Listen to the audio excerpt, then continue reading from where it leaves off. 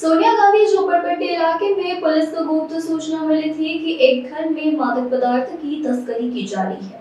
सूचना के आधार पर पांचपावली पुलिस ने तुरंत कार्रवाई करते हुए संबंधित स्थान पर छापा मारा। छापेमारी के दौरान पुलिस ने मौके से करीब 98 ग्राम एमडी बरामद किया।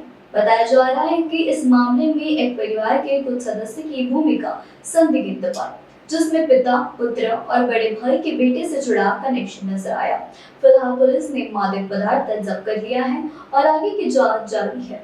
आमच्या डीबी पथकाला माहिती मिळाली की सोनिया गांधी झोपडपट्टी या भागामध्ये एका घरामध्ये काही इसमांनी अंमली पदार्थ एमडी हा आणलेला असून त्याची विक्री करणार आहे।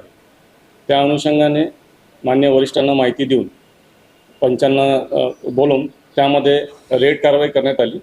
त्या रेड कारवाईमध्ये घरामध्ये आम्हाला त्या आरोपींकडनं जवळपास 142.48 ग्रॅम जिपलॉक पन्नीसह एमडी सदृश्य पदार्थ मिळून आला आणि ते आम्ही एफएसएल टीमकडनं पण त्याची तपासणी केली आणि त्यामध्ये आरोपींचे नावं आहेत अभिषेक राजपूत आणि त्यांचे वडील आहेत विजय सिंग राजपूत।